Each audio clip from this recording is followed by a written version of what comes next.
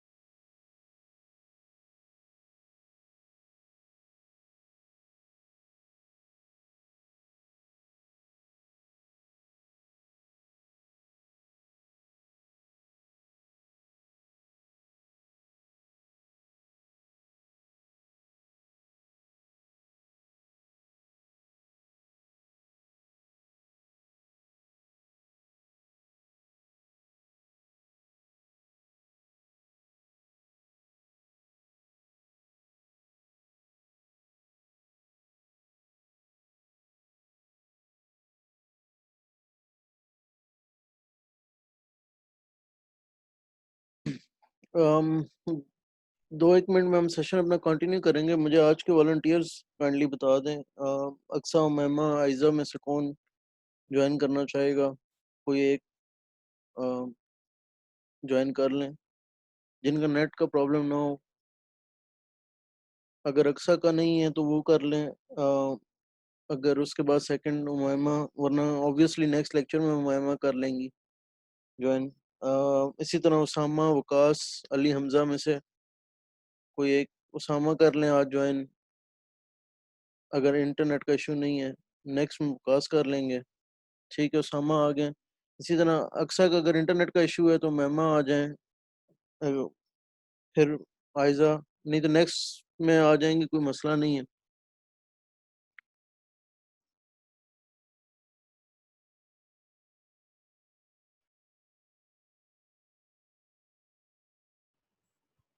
उसामा, मैंने आपको अनम्यूट कर दिया। Yes sir.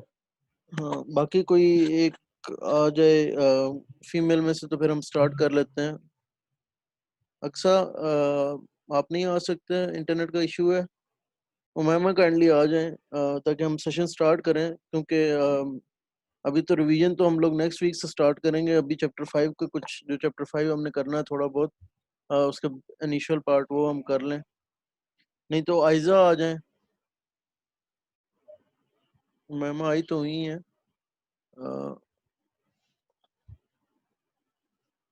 आयजा है ही नहीं, और अक्सा है तो सही, लेकिन मेरे ख्याल है चलें उसामा, आप ही के साथ हम चलते हैं। अगर इनमें से कोई आना चाहे तो आ जाए। आयजा तो आज अभी तक आई नहीं है, या फिर मैं स्पेलिंग गलत टाइप कर रहा हूँ।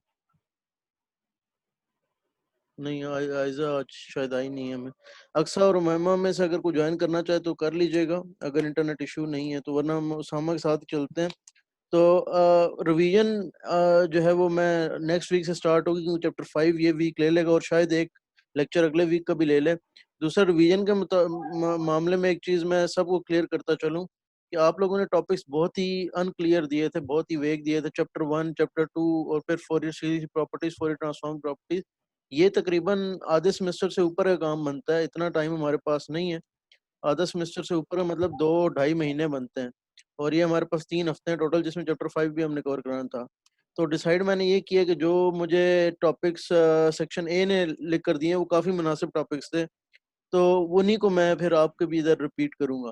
ठीक है, उसमें कुछ चैप्टर 1 का पोर्शन है, कुछ एक दो प्रॉपर्टीज बीच में है। ठीक है, नकीब कोई बात है तो कर लें, हैंड रेस कर लें, या अगर अभी भी, क्योंकि मैं एक वीक ये पढ़ाऊंगा, तो अगर आप लोगों ने कोई स्पेसिफिक टॉपिक देने हुए तो वो दे सकते हैं, लेकिन स्पेसिफिक दें। ये पूरी प्रॉपर्टीज जो है ये कवर करना, ये फिर मेरे लेक्चर्स पहले से पढ़े हुए हैं, ये इस तरह का काम नहीं, पॉसिबल ही नहीं है, फिजिबल ही नहीं है ना कि रिवाइज किया जा सके, इतना टाइम ही नहीं है। ठीक है ना। तो जो दूसरे सेक्शन है, उन्होंने मुझे चैप्टर 1 की कुछ प्रॉपर्टीज का कहा था। ठीक है, वो आसान है, वो 2 लेक्चर में मैक्सिमम कवर हो जाएंगी। ठीक है, और इसी तरीके से उन्होंने कुछ प्रॉपर्टीज, फोरियर ट्रांसफॉर्म की कुछ प्रॉपर्टीज का कहा था, वो मैं कल इंशाल्लाह शेयर कर दूंगा डिटेल्स, या फिर लेक्चर के एंड पर मैं डिटेल्स शेयर कर दूंगा। तो क्योंकि मैंने कुछ और थोड़ी सी बातें भी करनी है, अभी हम लेक्चर स्टार्ट करते हैं। मैंने चैप्टर 5 का आज थोड़ा हल्का स्टार्ट ही करना है, एक एग्जांपल ही करानी है, लेकिन स्टार्ट करते हैं हम। फिर उसके बाद एंड पे एक ग्रेडिंग के वाले से भी मैंने कुछ बातें करनी है, और फिर ये बातें भी मैं आपके सामने रख दूंगा। अगर आपको उन्हीं के लेक्चर सूटेबल लगे जो उनको मैं करा रहा हूँ तो ठीक है, वरना आप अपने टॉपिक्स मुझे इस वीकेंड तक दोबारा सजेस्ट कर दीजिएगा, हम उसको ले चलेंगे। ठीक है, लेकिन टॉपिक्स मुनासिब होने चाहिए बिल्कुल। ये ना हो कि आधे सेमेस्टर का कोर्स जो है आप लोग कह दें, तो ये इम्पॉसिबल है काम। बहरहाल, class. Let us start. Usama भी चले गए हैं। एनीबडी एल्स, वकास या अली आ सकते हैं आज की क्लास में, क्योंकि एक बच्चे का मेरे साथ एटलीस्ट तो हो ना डायरेक्ट, ताकि, क्योंकि मैं नया टॉपिक बिल्कुल समझा रहा हूँ, किसी एक को तो समझ आए। कोई इतना मुश्किल टॉपिक नहीं है, मुझे आइडिया है कि आप लोगों को थोड़ा सा लैग है, लेकिन इंशाल्लाह हमने चीज़ें कवर की हुई हैं तो हो जाएगा। मैं सारा उसामा, अगर आप हैंड रेज करेंगे तब मैं अनम्यूट कर सकूंगा, क्योंकि आप नीचे चले गए हो कहीं पर। ओके जी, मैंने अनम्यूट किया है, आप भी अपनी तरफ से अनम्यूट कर दें।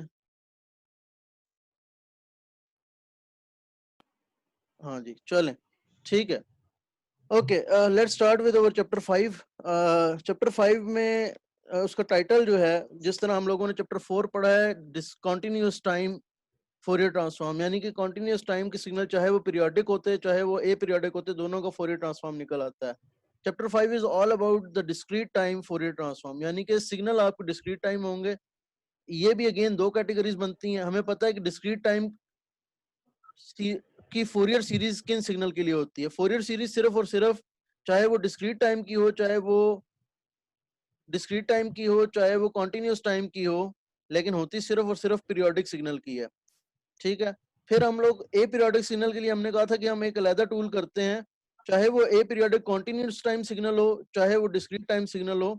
अब वो हमने चैप्टर 5 में हमने देख लिया कि फोरियर ट्रांसफॉर्म दोनों का एग्जिस्ट करता है, और फोरियर ट्रांसफॉर्म सिर्फ ए पीरियोडिक का नहीं बल्कि पीरियोडिक का भी एग्जिस्ट करता है। ठीक है ना। लेकिन फोरियर सीरीज जो है वो सिर्फ और सिर्फ पीरियोडिक के लिए एग्जिस्ट करती है, तो ये हम लोगों को ध्यान में रखना पड़ता है। ठीक है। तो अभी जो हमारा चैप्टर है वो है कि अभी तक हम लोगों ने डिस्क्रीट टाइम सिग्नल्स की फोरियर ट्रांसफॉर्म नहीं पढ़े थे। ठीक है ना। ये सॉरी फोरियर टाइम नहीं है, फोरियर ट्रांसफॉर्म है, the discrete time Fourier transform. तो मैं इनकी क्वेश्चन कैसे आई हैं उसके चक्कर में नहीं पढ़ूंगा, क्योंकि वो हमने यूज करनी भी नहीं है, डेरिवेशन वैसे भी नहीं है, पेपर में भी नहीं होगी। ठीक है ना। हाँ, क्वेश्चन के कोई सॉल्व करने के दरमियान मैथमेटिकल डेरिवेशन है वो आपको करनी पड़ेगी। ठीक है। अच्छा, तो इसमें भी जिस तरह discrete time Fourier sorry continuous time Fourier transform की दो इक्वेशन थी, एक एनालिसिस इक्वेशन थी।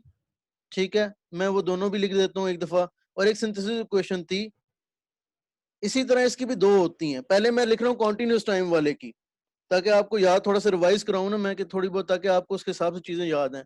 तो कॉन्टिन्यूस टाइम फोरियर ट्रांसफॉर्म की जो पहली क्वेश्चन थी वो थी एक्स ऑफ टी, जो सॉरी सिंथेसिस इक्वेशन में पहले लिख गया हूँ, लिखने भी इसी तरह चाहिए, हमें पेयर होता है।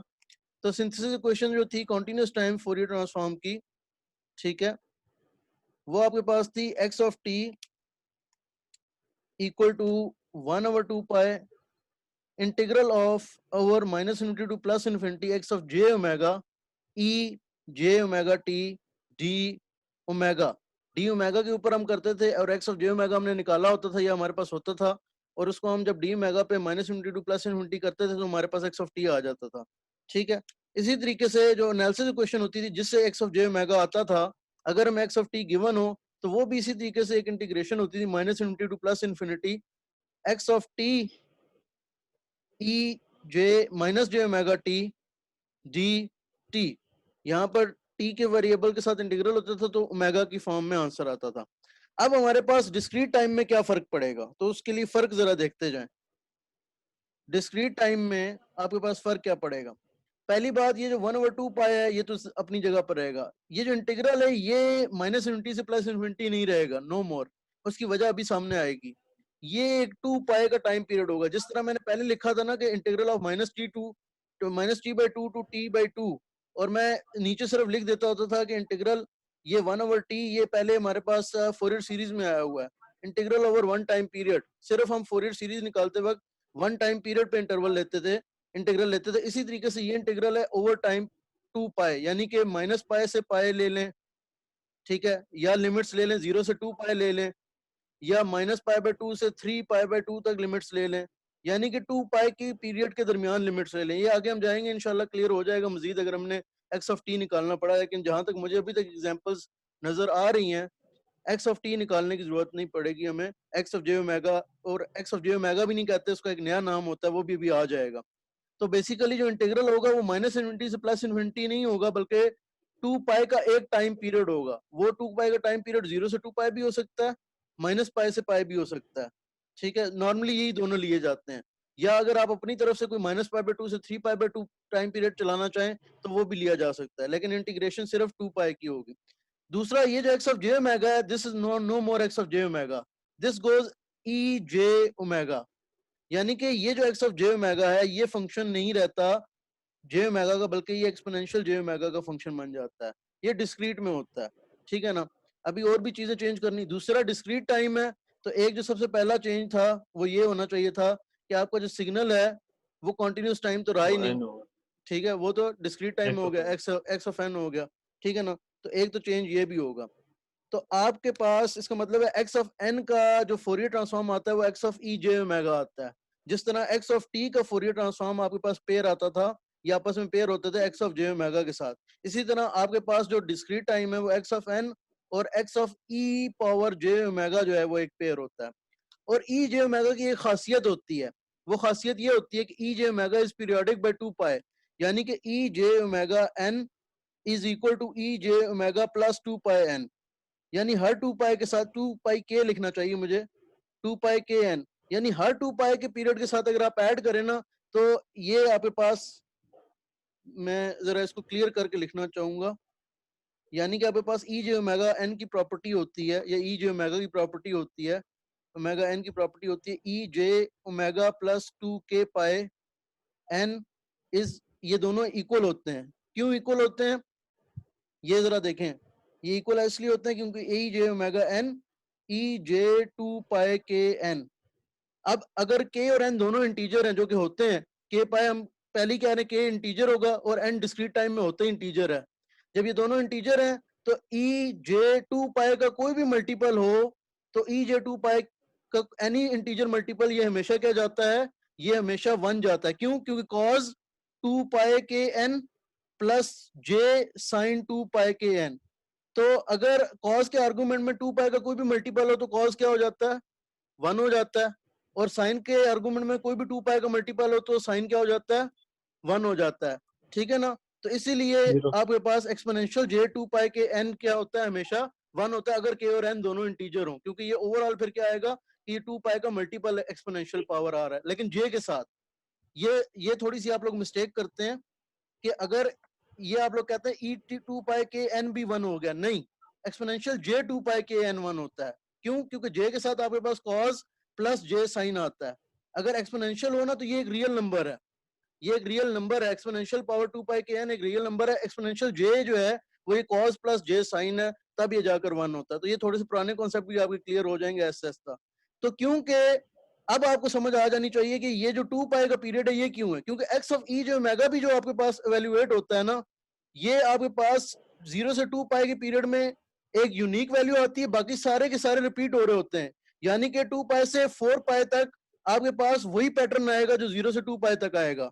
0 से -2 पाई का वही पैटर्न आएगा जो 0 से 2 पाई का आएगा। या अगर आप मजीद जनरलाइज करना चाहते हैं तो आप लिख सकते हैं कि एक्स ऑफ ई जो ओमेगा का जो -पाई से लेकर +पाई तक पैटर्न आएगा, वही पाई से 3 पाई तक आएगा, वही -पाई से 3 पाई तक आएगा। ये हम लोग देखेंगे भी आगे चल के, लेकिन ये बातें बेसिकली मैं आपको इन्फॉर्मेशन दे रहा हूँ, ये डिड्यूसेबल नहीं है। यानी कि आपको मैं पहली दफा बता रहा हूँ कि आपका जो X of E J omega है, ये उस प्रॉपर्टी की वजह से ई जे ओमेगा की कि ई जे ओमेगा +2 पाई करें तो वो हमेशा क्या होता है, वापस ई जे ओमेगा आता है। उसकी प्रॉपर्टी की वजह से आपका जो एक्स जो ओमेगा पे क्या फर्क पड़ेगा कि x of E J omega का जो भी सिग्नल आएगा ना, ये सिग्नल ही बनेगा एक। जो भी सिग्नल बनेगा वो सिग्नल -पाई से पाई के दरमियान अपने आप को एक यूनिक पैटर्न रखेगा, और वो यूनिक पैटर्न हमेशा रिपीट होगा पाई 3 पाई। यानी कि एक्स ऑफ ई जो मेगा आप एक्सपेक्ट कर सकते हैं इस तरह का। For example X of J omega आपने निकाला, इस इक्वेशन के थ्रू आपने निकाला, ये इक्वेशन नहीं होगी, ये गलत इक्वेशन, अभी मैं इक्वेशन चेंज करता हूँ। ये आपने निकाला और ये आ गया आपके पास इस तरह की कोई वेव। अब आपको आगे इसको निकालने की जरूरत नहीं है, पाई टू 3 पाई निकालने की जरूरत नहीं है, बल्कि पक्का पक्का पाई टू 3 पाई यही वाली चीज आप कॉपी कर दें तो ये, और -पाई से -3 पाई आपको निकालने की जरूरत नहीं, बल्कि पक्का पक्का यही वाला पोर्शन कॉपी कर दें। तो ये चीज आपको याद रखने की जरूरत है कि एक्स ऑफ ई जो मेगा एग्जिस्ट करता है -पाई से पाई, यानी कि एक 2 पाई के पीरियड पे एग्जिस्ट करता है। अब आपको समझ आ जानी चाहिए कि ये जो इंटीग्रेशन ली गई है, ये क्योंकि एक्स ऑफ ई जो मेगा रिपीट करता है अपने आप को, तो इसलिए -इन्फिनिटी से +इन्फिनिटी इंटीग्रेशन लेने की जरूरत नहीं है, सिर्फ एक टाइम पीरियड के ऊपर इंटीग्रेशन लेने की जरूरत है। अच्छा, अब आए कि ये जो इक्वेशन है X of E J omega की, ये क्या होगी। बाकी ई जे ओमेगा टी तो ये भी ओमेगा एन हो जाएगा, क्योंकि आप डिस्क्रीट टाइम से डील कर रहे हैं। तो ये आपके पास सिंथेसिस इक्वेशन आ गई है, लेकिन ज्यादा इंपॉर्टेंट आपके पास एनालिसिस इक्वेशन है, क्योंकि आप लोगों को एक्स ऑफ एन गिवन होता है और x of E J omega find करना होता है मोस्ट केसेस में। ठीक है, एक्स ऑफ एन आपने फाइंड करना, एक्स ऑफ एन गिवन होता है, X of E J omega find करना होता है। ये मैं थोड़ी देर में रिपीट भी करता हूँ सारी बातें। Sigma N equal to -infinity to +infinity, ये फार्मूला है इसका। एक्स ऑफ एन पहले क्या फार्मूला था, एक्स ऑफ जे ओमेगा क्या क्या फार्मूला था, integration T equal to -infinity to +infinity X of T E minus J omega T D T. ठीक है ना, ये था, इसी से ड्राइव करें। समेशन चेंज हो गई है, सॉरी इंटीग्रेशन चेंज होगी समेशन में, क्योंकि डिस्क्रीट सिग्नल है। X of T X of N हो गया क्योंकि डिस्क्रीट सिग्नल है, और ई माइनस जे ओमेगा टी जो है वो चेंज हो जाएगा -जे ओमेगा एन में। ठीक है, और क्योंकि समेशन के आगे कोई डी डी वगैरह नहीं आता है, डी टी नहीं आएगा। ठीक है ना, इंटीग्रेशन के आगे डी ओमेगा आता होता है, समेशन के आगे कोई डी या डिफरेंशियल नहीं आता होता। तो आपके पास टोटल ये इक्वेशन बनेगी x of E J omega की। अगर मैं इसको ग्रीन में हाईलाइट करूं तो ये मुझे सारी इक्वेशन ही ग्रीन में हाईलाइट करनी पड़ेगी, ये सिवाय ये छोड़ के बाकी सारे मुझे, क्योंकि नई चीजें हैं। Summation N equal to minus infinity to plus infinity X of N E minus J omega N, ठीक है। तो अगर अभी जो पुरानी इक्वेशन थी इसमें integral x of T E minus J omega T, ये माइनस वही वाला रह रहा है, उसी तरह माइनस रह रहा है। मैं जरा इस सारे की एक समरी में पेश करता हूँ दोबारा, ठीक है। सिंथेसिस इक्वेशन में आपके पास पहले एनालिसिस को देख लेते हैं इस दफा। X of E J omega आपके पास फोरियर ट्रांसफॉर्म आएगा एक एक्स ऑफ एन का। वो कैसे आएगा? आप पहले एक्स ऑफ जे ओमेगा कैसे निकालते थे? इंटीग्रेशन करते थे एक्स ऑफ टी की ई माइनस जे ओमेगा टी डी टी की। अब आपने क्या करना है, आपने समेशन करनी है एक्स ऑफ एन की, उसको मल्टीप्लाई करके ई माइनस जे ओमेगा एन के साथ। अब यहाँ पर उससे फर्क क्या होगा? पहले आप इंटीग्रेशन करते थे, इंटीग्रेशन की आपकी बहुत ज्यादा प्रैक्टिस हुई है, बहुत ज्यादा मैथमेटिक्स के कोर्स में इंटीग्रेशन की बहुत ज्यादा प्रैक्टिस हुई है। समेशन की थोड़ी कम है और इसी कोर्स की हुई है, तो वो आपको मैं बताऊंगा। मैंने वही चंद फार्मूले जो हमने n equal to 0 to infinity सीखे हुए हैं वही वाले हम चलाएंगे। दो फार्मूले सीखे हुए हैं, एक summation n equal to 0 to infinity हमने सीखा हुआ है और summation n equal to 0 to n सीखा हुआ है। वही फार्मूले दोनों लगेंगे, लेकिन वो मैं कैसे लगते हैं मैं समझाऊंगा आपको। दूसरा, x of E J omega की प्रॉपर्टी क्या है, कैरेक्टरिस्टिक क्या है? वो ये है कि ये x of E J omega minus pi से लेकर पाई, यानी कि एक 2 पाई के पीरियड में अपना एक यूनिक पैटर्न होता है, उसके बाद हर 2 पाई में इसका पैटर्न रिपीट होता है। Minus pi to 3 pi, minus pi 3 pi, यानी कि ये रिपीटिशन आपको पैटर्न की नजर आएगी, जिसकी वजह से आप सिंथेसिस इक्वेशन में इसका इफेक्ट क्या देखते हैं कि आपकी जो इंटीग्रेशन होती है वो minus infinity to plus infinity नहीं होती, बल्कि 2 पाई होती है, ठीक है ना। तो ये दो इक्वेशन आप बेशक आप याद रखना चाहते हैं, वैसे भी पेपर तो ओपन बुक टाइप ही चीज होगा, आप याद रखने की जरूरत नहीं है आपको, ठीक है। आपके पास इक्वेशन गिवन होंगी, आपको मेन प्रॉब्लम ये है कि अप्लाई कैसे करना है, तो हम उसकी तरफ आते हैं, ठीक है। तो हम लोग अब इस एनालिसिस इक्वेशन को अप्लाई करने की तरफ आते हैं एक एग्जाम्पल पर, ठीक है ना। बस ये याद, जो सबसे इंपॉर्टेंट चीज याद रखने के लिए है ना, आपके पास अभी क्वेश्चन भी गिवन होगी, आपके पास पता होगा सब कुछ, अप्लाई कैसे करना है वो अभी एग्जांपल में क्लियर हो जाएगा। लेकिन सबसे ज्यादा इंपॉर्टेंट बात ये कि एक्स ऑफ ई जो ओमेगा जो है वो ये minus infinity to plus infinity exist करता है, लेकिन रिपीट करता है अपने आप को हर 2 पाई पीरियड में, ठीक है ना। तो वो इसका मतलब है कि हम लोग अगर, इसका मतलब ये है कि अगर हमारे पास x of E J omega का कोई आंसर आ जाएगा ना, let's say 1/1 minus alpha E minus J omega, let's say for example हमारे पास कोई आंसर आ जाएगा ना, तो इसके अंदर हम ओमेगा अगर माइनस पाई से लेकर पाई तक सारे पॉइंट्स पुट कर देना, तो वो माइनस पाई से पाई तक सारे पॉइंट पुट करके हम X of E J omega का प्लॉट निकाल लेंगे, और उस X of E J omega को अगर हम रिपीट कर देना एज इट इज हर 2 पाई पीरियड में, तो आपका काम चल जाएगा। प्लस 3 पाई प्लस 5 पाई, इसका मतलब है कि आपको x of E J omega सिर्फ 0 से 2 पाई या माइनस पाई 2 पाई या कोई भी 2 पाई का पीरियड का निकालना होगा। अब हम एग्जांपल करते हैं, एग्जांपल 5.1 आपके पास गिवन है। सर जी जी जी पूछें। सर एक क्वेश्चन है कि सर मतलब जो ए पीरियोडिक होगा हमारे पास कोई भी सिग्नल जो डिस्क्रीट में है, तो जी वो सर हमारे पास 2n पाई से रिपीट होता जाएगा जिस तरह नहीं आप नहीं कह नहीं रहे हैं नहीं कि नहीं नहीं नहीं उस नहीं, उसका फोरियर ट्रांसफॉर्म रिपीट होगा, सिग्नल तो रिपीट नहीं अच्छा होगा अच्छा ना, उसका फोरियर ट्रांसफॉर्म रिपीट होगा। ये फोरियर ट्रांसफॉर्म की प्रॉपर्टी है, सही ठीक है ना। सिग्नल तो ए पीरियोडिक है, सिग्नल तो रिपीट नहीं होगा, ठीक है, सिग्नल सही। रिपीट तो नहीं सर होगा। जो पीरियोडिक सिग्नल होगा वो उसके भी एक रेंज यही 2 पाई की हाँ रेंज ही होगी, उससे फिर ज्यादा नहीं हो बिल्कुल सकती। बिल्कुल पीरियोडिक सिग्नल, नहीं नहीं पीरियोडिक सिग्नल की तो रेंज अपनी तो हो सकती है, पीरियड उसमें एन कैपिटल एन कुछ भी आ सकता है, कैपिटल एन कोई भी इंटीजर 31 भी हमने देखा हुआ है पहले चैप्टर में, कैपिटल एन 31 भी आया हुआ है, ठीक है ना, वो तो मसला नहीं है, ठीक है ना। लेकिन उसका जो एक्स ऑफ ई जे सही ओमेगा है ना, वो -2 पाई से सॉरी माइनस पाई टू पाई में आएगा उसका x of E J omega. ये एक्स ऑफ एन है, ये x of E J omega, इसका सही फोरियर ट्रांसफॉर्म, ये चक्कर है। आपको याद होगा एक्स ऑफ एन की फोरियर सीरीज का भी यही चक्कर था, फोरियर सीरीज कोफिशिएंट भी उसके ना सिर्फ एन निकलते थे और फिर रिपीट होते थे। हमने फोरियर सीरीज जब की थी ना, तो सही हमने ये कहा था कि एन अगर एन इक्वल टू 5 है ना, तो इसके यूनिक 0 से 4 तक फोरियर सीरीज कोफिशिएंट निकलेंगे एक के, और फिर रिपीट होंगे। उधर भी ये रेपिटेशन वाला आया था फोरियर सीरीज में भी, याद आया कुछ? यस चले सर, कोई यस नहीं, सर। हाँ अगर याद नहीं तो हम सिर्फ यूनिक फोरियर सीरीज भी निकालते थे जब एक्स ऑफ एन होता था, ठीक है ना। यहाँ पर भी यही चक्कर है कि इसका जो फोरियर ट्रांसफॉर्म है वो यूनिक है फॉर माइनस पाई टू पाई, लेकिन कॉन्टिन्यूस इसका जो फोरियर ट्रांसफॉर्म आता है वो कॉन्टिन्यूस आता है। मसला ये है यहाँ पर, सिग्नल खुद डिस्क्रीट है, फोरियर ट्रांसफॉर्म इसका कॉन्टिन्यूस आ रहा है, थोड़ा सा ये चक्कर है इसमें, मसला ये है। इसलिए जो इसकी अच्छा, वो यूनिकनेस यस है सर। ना वो माइनस पाई टू पाई में है। बाकी फिर वो अपने आप को रिपीट करता है। मैं ड्रॉ भी करूंगा इंशाल्लाह 5.1 का जो है, आपको बुक के एग्जांपल भी दिखाऊंगा, तो वो आपको ज्यादा क्लियर हो जाएगा। ठीक है, तो हम एग्जांपल की तरफ जाते हैं। X of N equal to alpha N U of N, ठीक है। ये आपके पास एक डिस्क्रीट और अल्फा, इसमें modulus of alpha less than 1 रखा गया, यानी कि mostly minus 1 less than alpha is less than 1, ठीक है। यानी कि आपका अल्फा कोई भी वैल्यू हो सकता है, 0.5 लेट से हो सकता है, कांस्टेंट है लेकिन लेस देन 1 और -1 के दरमियान है।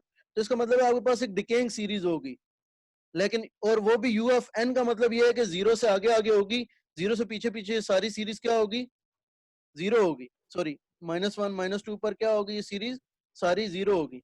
यही मतलब है ना, यू ऑफ एन से कोई सिग्नल मल्टीप्लाई होता है उसका मतलब यही होता है ना कि उसका लेफ्ट हाफ खाली हो गया, ऐसी बात है ना Usama. Yes sir, yes alpha sir, yes sir. U of N से जो कोई सिग्नल मल्टीप्लाई होता है तो उसका लेफ्ट हाफ खाली हो गया, ठीक है।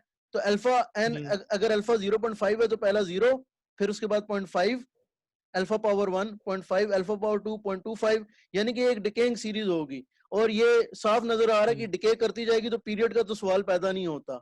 इसका मतलब है कि ये पीरियोडिक सिग्नल होगा, इस तरह डिकेइंग होगा, ए ठीक है। पीरियडिक। हाँ तो चाहे ए पीरियोडिक पीरियोडिक का थोड़ा सा फोरियर ट्रांसफॉर्म डिफरेंट होगा, क्योंकि उसमें प्रॉपर्टीज एग्जिस्ट करेंगी, लेकिन जिस तरह हमारे पास आ गया था ना 2 पाई ए के डेल्टा ऑफ के माइनस ओमेगा के डेल्टा ऑफ ओमेगा माइनस के ओमेगा नॉट आ गया था कॉन्टिन्यूस टाइम का। पहले हम ए के निकालते थे, फिर डेल्टा के साथ मल्टीप्लाई करते थे और 2 पाई के साथ मल्टीप्लाई करते थे।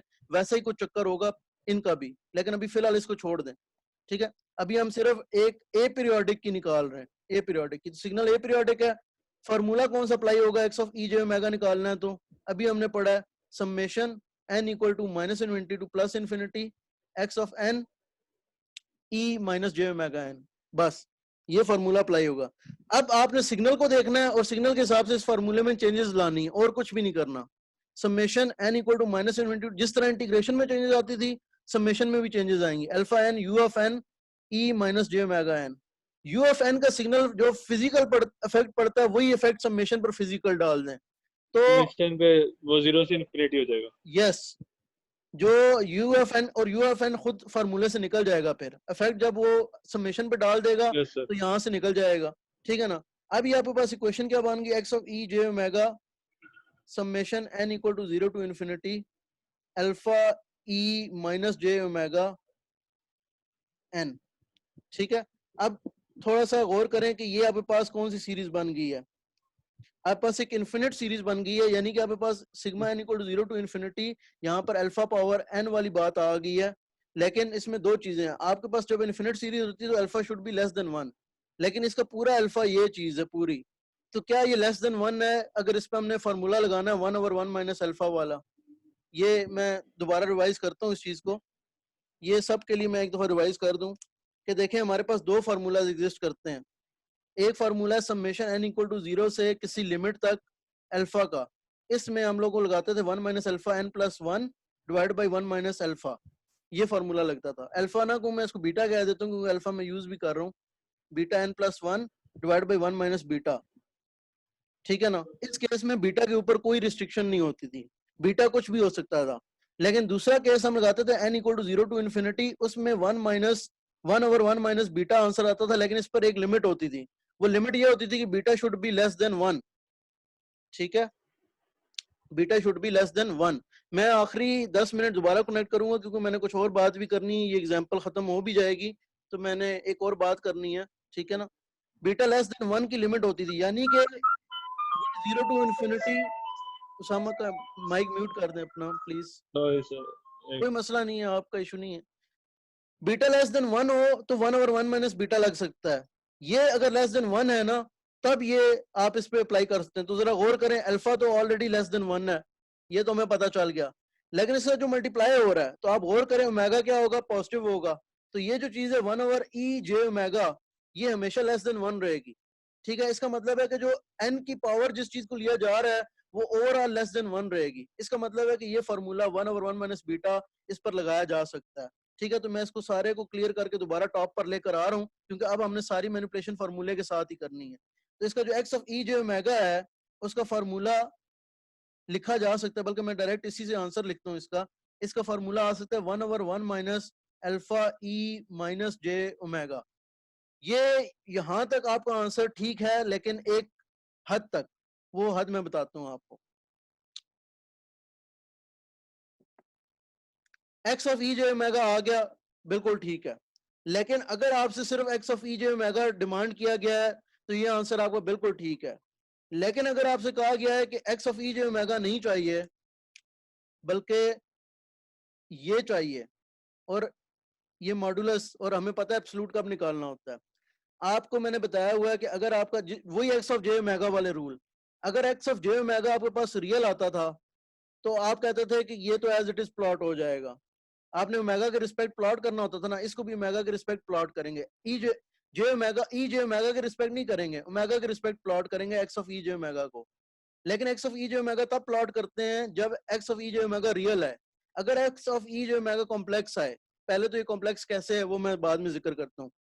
अगर X of E J omega complex आए तो X of E J omega नहीं प्लॉट किया जाता बल्कि उसका मैग्नीट्यूड प्लॉट किया जाता है। Usama, I am going to unmute you, hopefully वहां से सिस्टम खत्म हो गया हो। यस सर, यस सही हो हाँ गया। ठीक है, तो ओमेगा के रिस्पेक्ट ही प्लॉट करेंगे हम X of E J omega को, जैसे हम एक्स ऑफ जे ओमेगा को प्लॉट करते थे। लेकिन एक्स ऑफ जे ओमेगा पे हम पहली कंडीशन ये देखते थे कि ये रियल है या क्या है, कॉम्प्लेक्स है। ठीक है ना, तो अगर तो ये रियल होता, अगर ये रियल होता तो हम डायरेक्ट प्लॉट कर देते, अगर कॉम्प्लेक्स होता तो हम क्या फाइंड करते हैं, X of E J omega का मैग्नीट्यूड। तो पहले तो ये बात इस पे डिस्कस करें कि x of E J omega क्या रियल है या कॉम्प्लेक्स है। तो ये कॉम्प्लेक्स है, क्यों कॉम्प्लेक्स है उसके लिए जरा कॉम्प्लेक्स ई जे ओमेगा को खोल कर लिखें तो खुद ब खुद समझ आ जाएगा कॉम्प्लेक्स क्यों है। तो ई minus J omega will j be के साथ कॉस ओमेगा साइन के साथ जे आ माइनस जाता जे साइन ओमेगा। इसका मतलब है कि जे एग्जिस्ट कर रहा है। तो पहली बात है कि ये कॉम्प्लेक्स है। ठीक है, दूसरी बात ये कि अब इसका x of E J omega find करना है। तो जो इसका x of E J omega है वो एज इट इज फाइंड नहीं किया जा सकता। पहले आपको इसको x of E J omega को रैशनलाइज करना पड़ेगा, उसके बाद आप उसको रियल फाइंड कर सकते हैं। ठीक है ना, क्योंकि x of E J omega demand करता है क्या, कि मैं आता हूं इस तरह real square plus imaginary square. और ये आप तभी निकाल सकते हैं जब आपके पास जो चीज हो वो रियल और इमेजिनरी की फॉर्म में लिखी गई हो। और आप जो ये डिवीजन वाली चीज है ना, इसको आप रियल प्लस इमेजिनरी में फौरन नहीं लिख सकते, बल्कि इसको क्या करना पड़ता है, रैशनलाइज करना पड़ता है। ठीक है है। ना, अब इसका रैशनलाइजेशन कैसे होगी वो थोड़ी सी ट्रिकी है। मैं इसलिए ये अब ये इससे आगे बुक ने नहीं किया भाई, ये नोट कर लें आप सब लोग, इससे आगे बुक ने नहीं किया है। तो मैं आपको करा रहा हूँ ये स्टेप्स जो है ना थोड़े बहुत मैथमेटिक्स से करा रहा हूँ, इसलिए आप लोग भी मैथमेटिक्स में एक्सपेक्ट करता हूँ जब मैं कराता हूँ तो आप लोग भी करें। तो ये अल्फा कॉज ओमेगा माइनस, तो ये अल्फा कॉज ओमेगा हो जाएगा, alpha cos omega plus alpha J sine omega. ये थोड़ा सा मैं स्पेस जरा कंप्रेस करता हूँ।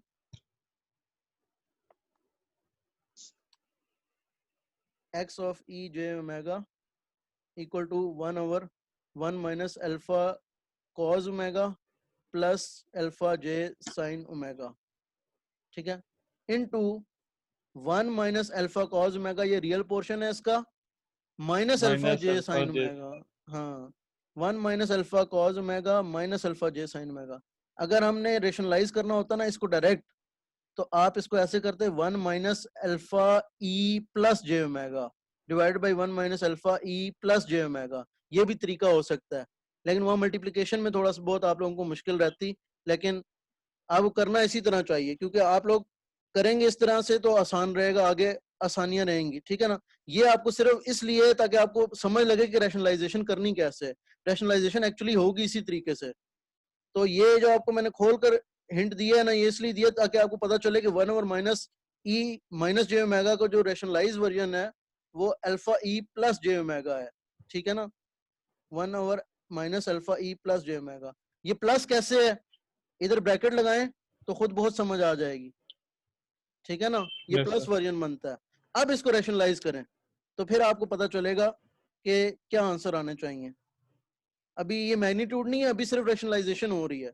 तो X of E J omega क्या आ गया, 1 minus alpha e J omega divided by 4 terms आएंगी, 1 माइनस अल्फा ई माइनस जे ओमेगा, ठीक है ना, ये दोनों मैंने 1 से मल्टीप्लाई कर दिया, इसको मैं 1 से मल्टीप्लाई करूंगा, अल्फा ई प्लस जे ओमेगा आएगा, और आखिरी टर्म माइनस और माइनस प्लस अल्फा स्क्वायर ई माइनस जे ओमेगा ई प्लस जे ओमेगा, ये तो ई पावर 0 हो जाएगा, ठीक है ना, ये दोनों ई माइनस जे ओमेगा और ई जे ओमेगा 0 हो जाएगा, ठीक है, e power 0, 1 minus alpha e जे omega over 1 minus alpha,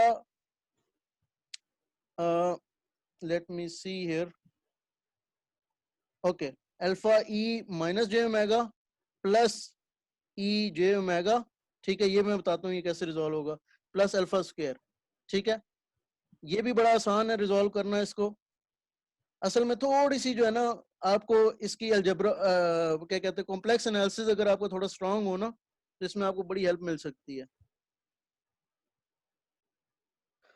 1 minus alpha e जे ओमेगा और डिवाइडेड बाई 1 माइनस, ये आपके पास आ जाएगा, इसको मैं अलहदा से अगर रिजॉल्व करूं, ई माइनस जे omega plus E plus J omega, तो ई माइनस जे ओमेगा होगा cos omega minus J sine omega, और ई जे ओमेगा होगा plus cos omega plus J sine omega, plus J sine omega, तो जे कट जाएंगे, sine 2 cos omega omega, 2 cos omega, 1 minus 2 alpha cos omega plus sine sorry plus alpha square, ठीक है। Time मेरे पास इस session में कम है, मेरी कोशिश थी किसी सेशन में हो जाए ये वाला काम, बहरहाल चलें करते हैं। अच्छा, अब इसका मैग्नीट्यूड निकालना, रैशनलाइज तो हो चुका है, लेकिन इसका मैग्नीट्यूड निकालना, इसका मैग्नीट्यूड निकालने के लिए इसका एक रियल पार्ट होना चाहिए, एक इमेजिनरी होना चाहिए। उसके लिए जो ऊपर अल्फा ई जे ओमेगा इसको भी खोल दें, alpha cos omega minus alpha J sine omega, minus इसलिए क्योंकि ये माइनस कॉमन है, ये वैसे यूं खुलता है, ई जे ओमेगा आता है alpha cos omega plus alpha J sine omega, लेकिन माइनस बाहर कॉमन है ना, तो इसलिए minus alpha cos omega minus alpha J sine omega, और ये मैं डिवीजन जो है वो एलसीएम ब्रेक कर रहा हूँ, 1 माइनस 2 अल्फा कॉस ओमेगा क्यों ब्रेक कर रहा हूँ वो भी अभी समझ लग जाएगी, डिवाइड बाई रियल पार्ट और इमेजिनरी पार्ट अलग हो जाएगा। यस बिल्कुल, रियल पार्ट और इमेजिनरी पार्ट अलग होगा। अब आप निकाल सकते हैं X of E J omega equal to 1 minus alpha cos omega whole square minus sorry plus alpha sine omega whole square, और अब मैं एलसीएम कॉमन लिख रहा हूँ क्योंकि एलसीएम जब दोनों का स्क्वायर लूंगा ना तो कॉमन स्क्वायर आ जाएगा, अल्फा स्क्वायर होल स्क्वायर और अंडर रूट, ठीक है ना। तो ये लेट मी अरेज दिस, आपके पास आंसर देखें कितना सिंपल सा आया था x of E J omega का, और मैग्नीट्यूड निकालने के लिए आपको कितना जो है ना वो लंबा काम करना पड़ा है, ठीक है। अच्छा, इसको मेरे ख्याल है यहीं तक रखेंगे क्योंकि ये आप लोग आज अगर ये कर लें तो बेहतर है, ठीक है, फिर इसकी प्लॉटिंग पे कल आएंगे क्योंकि थोड़ा सा लंबा लेक्चर हो गया, मैं एक्सपेक्ट नहीं कर रहा था, लेकिन एक दफा आपको बताना जरूरी थी सारी चीजें, ठीक है। अब ये अंडर रूट में कैसे खुलेगा, 1 minus sorry plus alpha square cos omega square cos square omega plus 2 alpha cos omega plus alpha square sine square omega, ठीक है। सर ये प्लस नहीं माइनस आएगा, 2 अल्फा कॉस ओमेगा माइनस में आएगा। बिल्कुल सही कह रहे हैं, बिल्कुल सही कह रहे हैं, ठीक है। 1 minus 2 alpha cos omega plus alpha square whole square, ठीक है, ये आ गया। Okay we have less than 1 minute, लेकिन ये खत्म नहीं होगा। अच्छा, ये alpha square cos square omega आ रहा है, ये alpha square sine square omega आ गया, तो ये क्या होगा, ये इसमें 1 हो जाएगा, अल्फा स्क्वायर हो जाएगा, 1 plus 1 alpha square minus 2 alpha cos cos omega हो ओमेगा जाएगा। प्लस अल्फा स्क्वायर हो गया, divide by 1 minus 2 alpha cos omega